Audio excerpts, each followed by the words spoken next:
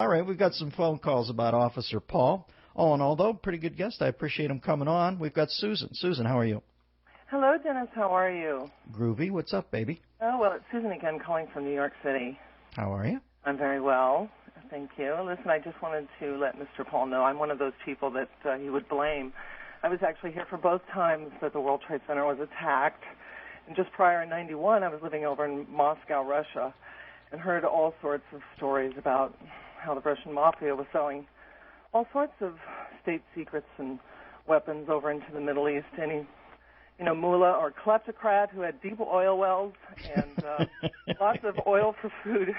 Good for you. I like the way you speak. You've got good language skills. But I agree with you. That market got pretty, you talk about a free market. We're talking about deuterium-234 floating around like a pair of flip-flops for sale over there.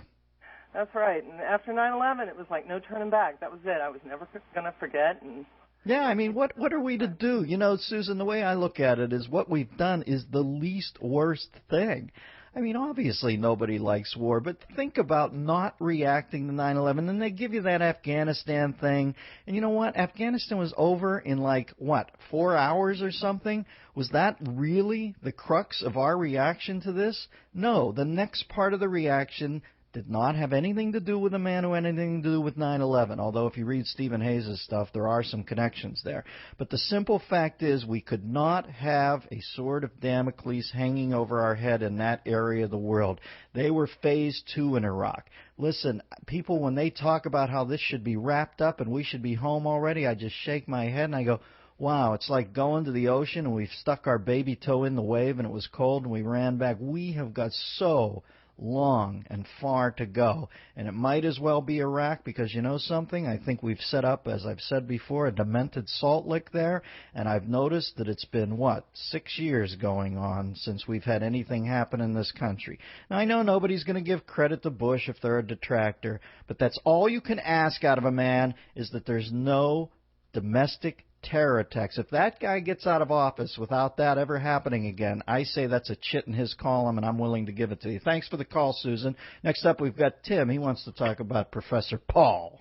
Yes, I did have a question for Congressman Paul, but I just wanted to I wanted to ask him really what he would do when he got into office as far as protecting the Constitution, since so much has been done to damage it during this administration. Well, tell me what you think, Tim. I want to know in what way you think Bush has damaged the Constitution. My main case in point is the Patriot Act. Mm-hmm. Now, what do you feel? Now, after they put that library thing in, that was a big sort of bullet point for people who had problems with the Patriot Act, that over the first 2 years that existed, we never pulled one person's library book? Mm-hmm. Well, I mean, how much of an infringement is that? Well, it's not so much the infringement that is, it's the infringement that it could be. Yeah, but everything looms, Tim. Terrorism looms. Are you not willing to give up any sort of personal privacy rights to protect the country? None. I'm a constitutionalist through and through, and I believe that the Founding Fathers had the right idea. And unfortunately, we've lost a lot of those, and it's going on right beneath the people's noses. Let me ask you this. If your checkbook balance was completely private at the moment they blew the bank up, would you feel that it was a life fulfilled? You know what I'm saying? If terrorists came over here hypothetically and blew something up, but you had complete privacy, that would be preferable? Right, but I mean that is an unfortunate byproduct of living in a free society. Is we have to give the rights to everyone if we're going to have them ourselves. We can't pick and choose, because what happens when the powers that be changes and it's the other powers that be? Well, what if I told you that I felt the price to pay for living in a free society was now that I might have to occasionally have some of my stuff scanned electronically, and I was okay with that? What would you say to that? That would be great for you, but petrifying for me, because I just can't see our country in the things that it was founded on and created on to go down that direction. But all right, well, we just disagree here, but I'm interested in your take, and I think it's valid for you. But I just happen to be more worried about And I just am more worried about terrorism than I am about some kid working the night shift at the CIA who's scanning my Amex bill. I just I wish that didn't happen either, but it doesn't involve any big kaboom at the end of the day, and I'm okay with it. This is the Dennis Miller Show. Fished in. All right, we've got phone calls. Ron Paul has lit an oratorical fuse here. Carrie, Keri, how are you? I'm good. How are you? I'm great today, kiddo. What's on your mind? I just want to say that first of all, I voted for Bush twice. I helped raise money for his campaign. I was part of the big grassroots, and I did support the war going into Iraq. But I have to say that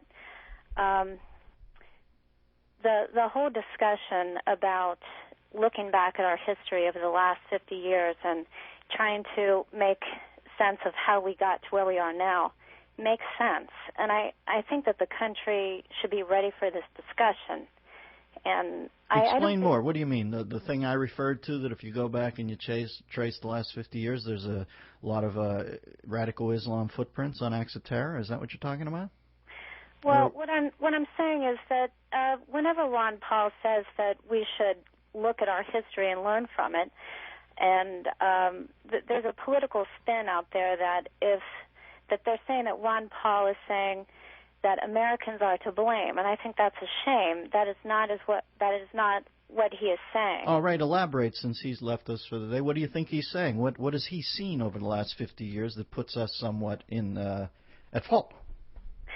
Well, when he talks in the debates about how we have been meddling in the last 50 years, when we installed the Shah, when we radicalized Muslims to fight against the Soviets, when we were putting bases in Saudi Arabia, when we were giving arms to Saddam Hussein to fight Iran, on and on.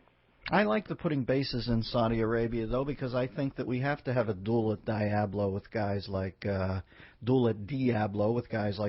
bin Laden.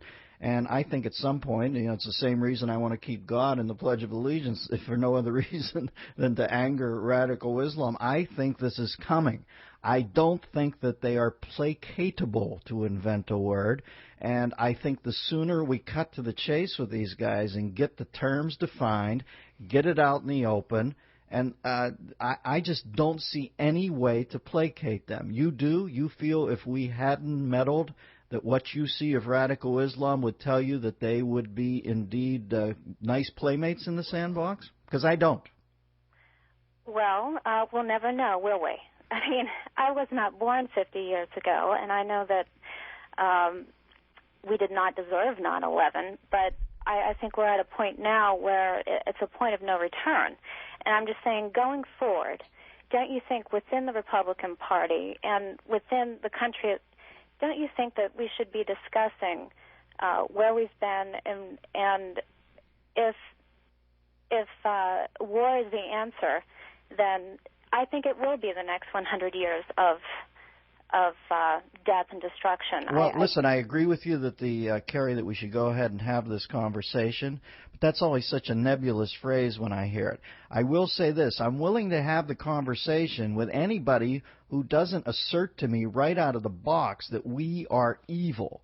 Have we had to have strange bedfellows over the years? Yes, we have. Things shift internationally. Was the Shah a perfect guy? No. He was a horrible guy in many regards. But you know what? At least he wanted to go to Beirut once a year and be with high-end European hookers, and you could leverage the guy. The guys that took over after that don't even believe they meet the 72 virgins until the next life. Listen, there are some things that are just the least worst choice, and in the interactivities between the United States and the crazy Middle East, occasionally mistakes are going to be made. Do I think America's track record is perfect? No, obviously I don't. I don't live in a dream world. Am I still on its side, though? Am I still think it's the greatest country? Do I think mistakes have been made? But do I think that, by and large, America is this world's last best hope? Yeah, I do, because I look at the options, I look at the guy in Iran, and you know what? I want to hear his backstory, not at all. I don't want to hear about the caliphate. I don't want to hear how wrong we are. I want him to stop threatening to use nuclear weapons to obliterate Israel. That's what I want out of him. When he does that, when he comes to the table and says, listen, that's never going to happen. I was a little crazy with that stuff for a while. I'm off that now. I'll try to play ball. I'll try to live in the fellowship of man, but you got to cut me some breaks. Maybe we have that chat. Until we do, until I see that they're not flat out crazy, which they look like to me now, no, I'm not going to pillory America. Are we perfect? No. Are we the best? Yes. This is the Dennis Miller Show.